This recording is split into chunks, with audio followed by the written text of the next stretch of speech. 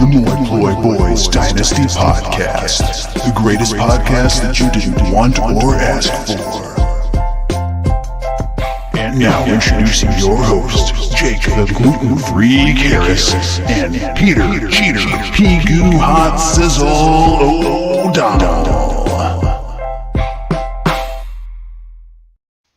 What is up, my homies, and welcome back. I am shocked to see you here. You must be a glutton for punishment. I am Jake the Gluten-Free Karras, and this is the Moist Ploy, the podcast that you did not want or ask for. All right, let's get into it. And by the way, in case you can't tell, I have children.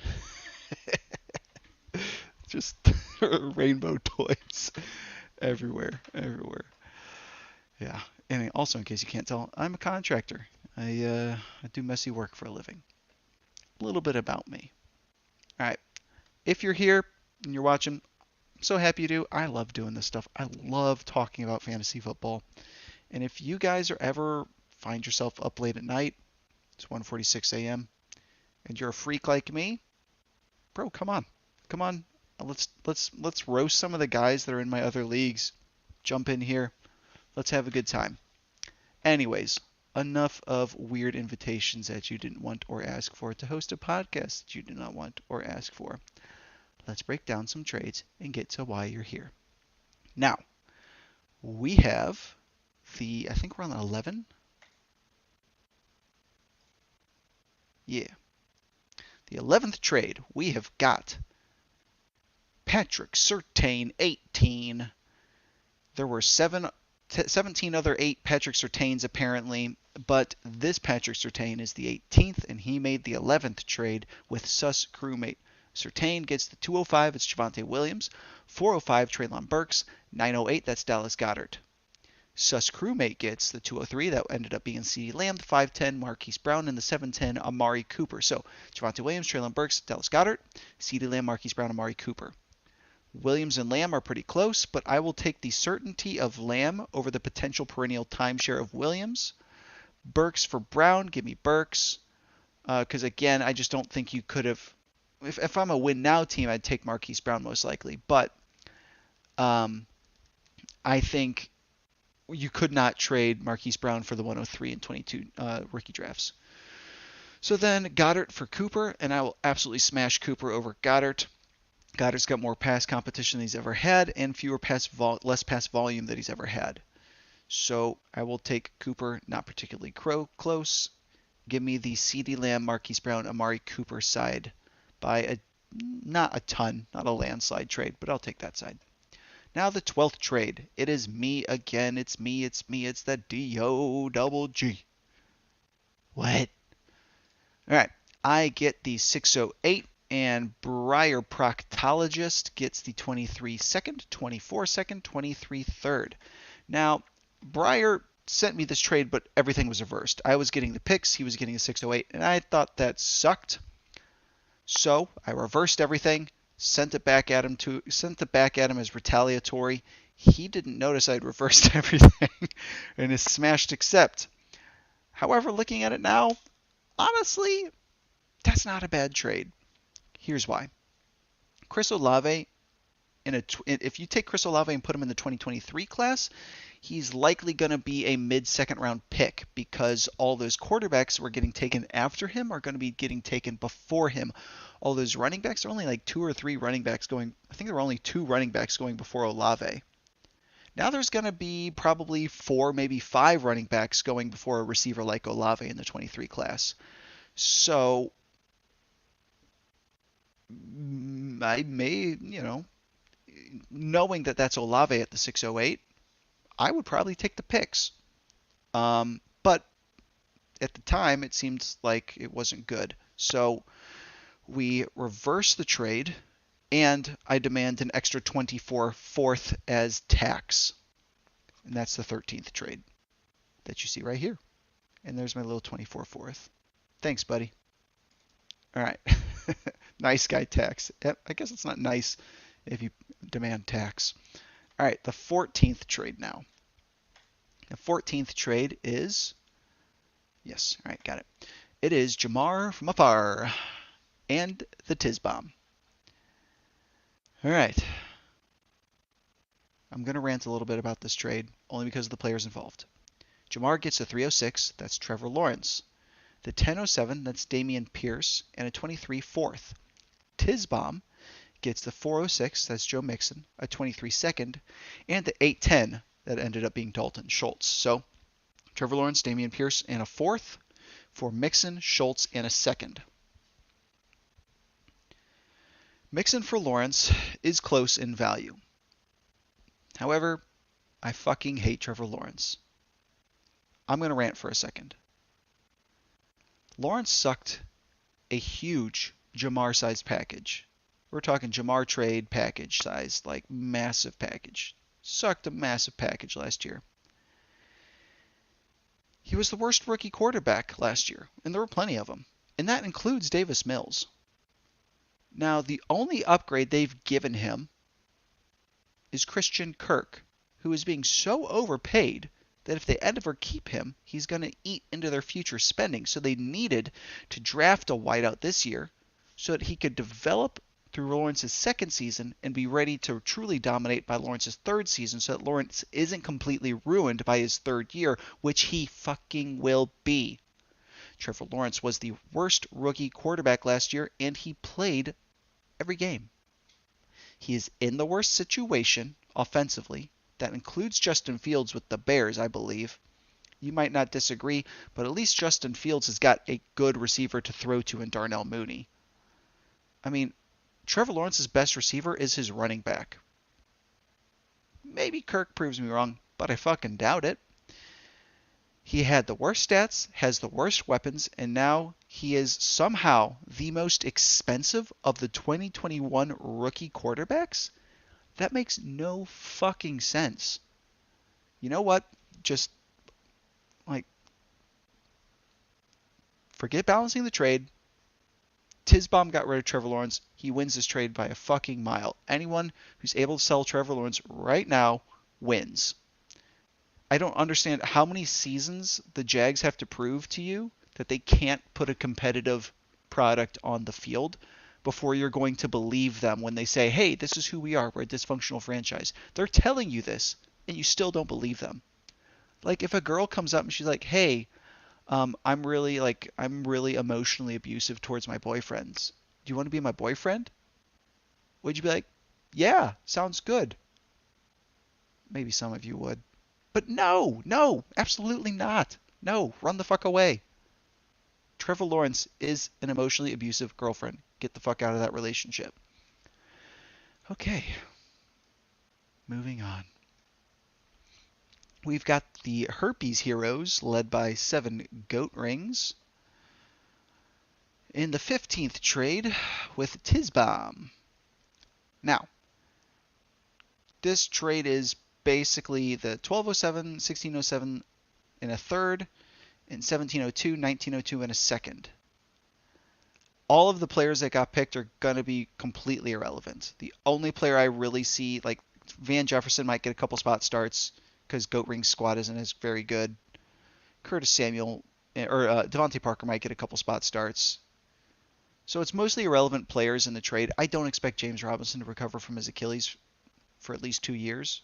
If he ever recovers, he's an undrafted free agent. It's very likely that he sucks and is out of the league in a distant memory in a year and a half. I don't really expect any of these guys, so I will take the side that upgrades a 23 third to a 23 second. I will take Tisbaum's side by a mile. Now, the 16th trade. Man, Jamar is out here wheeling and dealing and stealing. Okay, the 16th trade is Jamar. He gets the 1008, the 811, and a 24 first. That ended up being David Bell, TJ Hawkinson, and a 24 first. Goat Rings gets the 23 second, another 23 second, and Antonio Gibson at the 610. Now, the only reason that this trade sounds and looks super lopsided is because our league became completely allergic to tight ends from rounds 4 to 8. And so as for where the picks fall, I would probably take Goat Ring's side of this. However, because Hawk was still there at the 8-11, I am windmill slamming Jamar's side of this trade, and it's not particularly close at all. 223 seconds for a 24 first ain't bad because you're getting the 220. I wouldn't normally do 2 seconds for a first, but it's 2 seconds this year for a first next year, so that balances it a bit. And then it's basically Hawkinson for Gibson, and you get David Bell. So like Jamar's side by a mile. Otherwise, I would probably take Goat Ring's side by a nose. But that's only because Hawkinson was there. Hawkinson shouldn't be there at the end of the 8th round. Just shouldn't. Shame on all of you people. Shame on all of you. And you know what? I would have taken him. It can't be shame on me because I didn't even have a pick till the 9-12. So I'm not even culpable here. That's all you fucking dummies. All right. That's enough name calling. I'm sorry. That was uncivil. I won't do that again. Nah, I'm kidding. I'm going to do it again. Fucking dummies. All right. 17th trade. We've got Hat Trick Surtain. The man, the myth, the legend. Well, the 18th legend. Apparently there were 17 others. Hat Trick Surtain gets 2 2024 firsts, and Jamar gets 1 2023 first. Jamar will absolutely live to regret this trade, and I regret not taking it when he offered it to me, but he offered it for my 2023 first, which is definitely going to be the 101, because look at my fucking squad. But if I had known that he would have taken a mid to late round first for this deal, I would have snapped it up. Well done, Hat Trick Surtain, for not being allergic to value. The 18th trade, ironically, Hat Trick Surtain, the 18th, is not a part of it. This is another Zach and Dak trade. So, Zach gets the 811. Sorry, the 811. Blah, blah, blah. Zach gets the 1111. Do you guys, when like the clock turns 11:11, do you guys do the thing where like you make a wish? It's like, oh, 11:11, make a wish. Or do you guys do like the 12, well, like 1, 2, 3, 4, 12:34, make a wish? Anyways.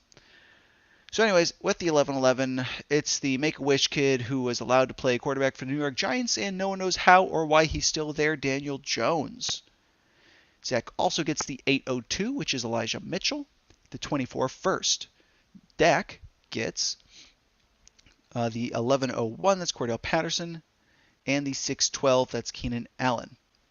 Now, if you're just going with Keenan Allen, like we're going to break this down because the 11th round swap doesn't do much for me.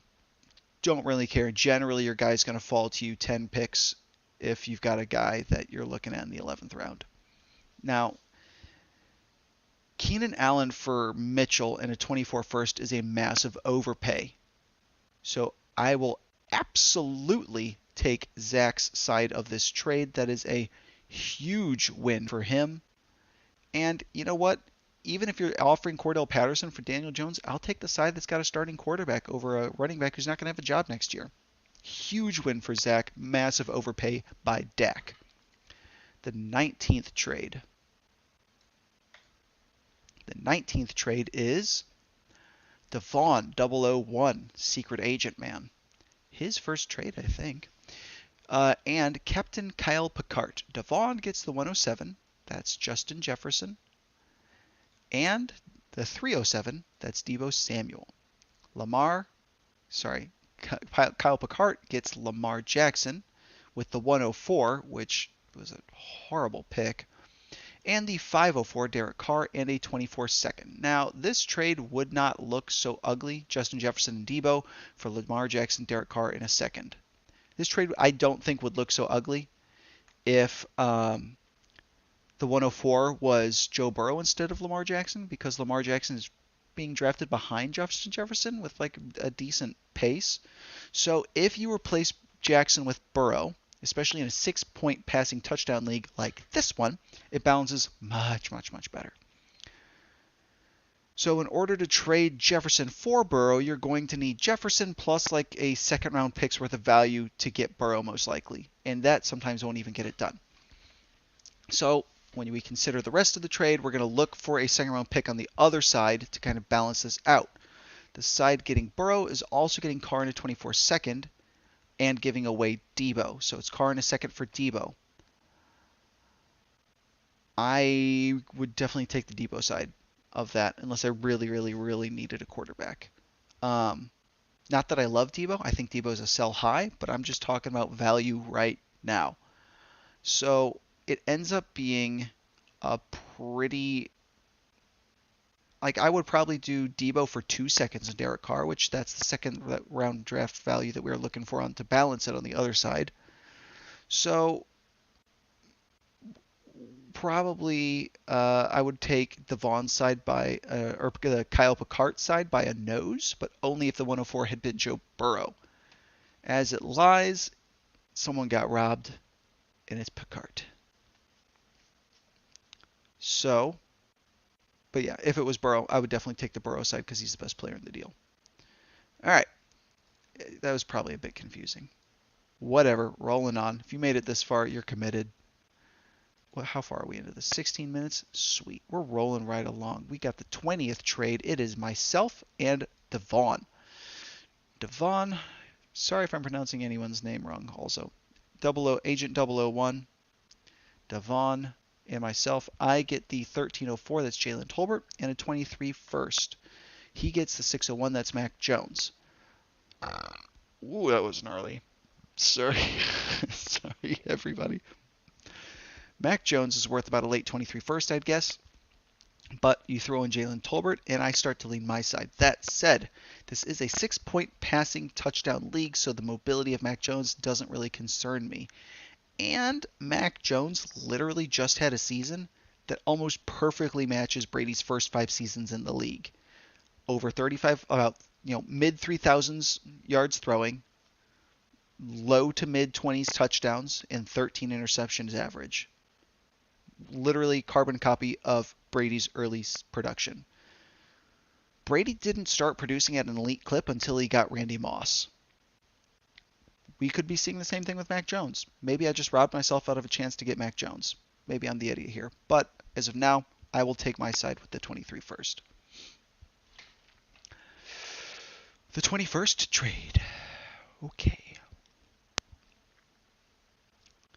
I just noticed this team's name is the D Swift's Reputation Tour. Nice. All right. 21st trade is Briar Proctologist and Captain Picard. Briar Proctologist trades and gets the 104, it's Lamar Jackson. The 1006 is Michael Thomas, and the 210, that's Breece Hall. The Captain Picard side gets Joe Burrow, DeAndre Swift, and 23 second and a 24 second. The 104-105 swap presents a huge tier break as I see Burrow being in a slightly different tier than those rushing quarterbacks going around him because of his longevity and a 6-point passing touchdown league. Burrow is the clear 104 to me. So normally I would see the 104 as Joe Burrow. However, Briar Proctologist made this trade in order to take Lamar Jackson at the 104. So I can't view that trade this way. Which means it's Lamar Jackson, Breece Hall, and Michael Thomas for Burrow, Swift, and 2 extra picks. Now, give me Joe Burrow for Lamar Jackson, windmill slam. Breece Hall for DeAndre Swift? Could go either way. I'd probably lean Breece Hall just a little bit because there's a bit of the unknown, and we know that DeAndre Swift has kind of got some injury concerns, which leaves Michael Thomas for the 23 second and the 24 second. There's no way he's worth 2 second-round picks right now, not even close. So I will definitely take the side that got Burrow, Swift, in the 2 seconds. Captain Picard. Now, the 22nd trade is Jamar from Afar and our Herpes Heroes. This will be the last trade we break down here in this video, and then we'll move on to part 3. All right, Jamar gets the 6'10", that's Antonio Gibson, Devonta Smith with the 6'11", Van Jefferson, and a 23 third. Goat Rings, the Herpes Heroes, get CEH, TJ Hawkinson, Tyrion Davis-Price, and 2 24 second-round picks. This is another rather large Jamar package. And I'm not sure. This is hopefully this is my last massive package that I have to take tonight. So we have got Gibson and Smith, Antonio Gibson, Devonta Smith, for Hawkinson and CEH. That's honestly not too far off. And then when it comes to Van Jefferson or Tyrion Davis-Price, I'll take the Tyrion Davis-Price side. And then that basically leaves two 24 seconds for a 24 third. I'm windmill slamming the goat ring side of this, but only because Hawkinson fell stupidly far. Shame on all of you. You're all culpable. You're all to blame for allowing goat rings to get that much value out of the 8-11 pick. Like, honestly, it made me sick. Absolutely sick to my stomach that Hawkinson fell that far, and I didn't have a pick until the 9-12. Frickin' A. So, every trade that ends up involving Hawkinson, or the pick that represented him, kind of seems lopsided. It's not necessarily Jamar's fault that everyone who didn't pick Hawkinson is really stupid. And I'm not sure he really lost this trade. I just think Goat Rings won in value with the 8-11. Now, that's it. 20 minutes. All right. As always, this episode of Moy Play was brought to you by the Missouri Aquarium Society, where all your fishy dreams come true. Visit our website, or actually don't, because it's the worst website in the world, MissouriAquariumSociety.com. If you're ever in St. Louis, stop by for a meeting. We sell fish. I've got like 60 fish tanks in my basement. I'm a weirdo. What can I say? I think actually on my channel, like one of the first videos is actually like a tour of my fish room, because I thought people would care. It probably has the most views of any video I ever made. All right. Job. Enjoy the pictures of fish. Later.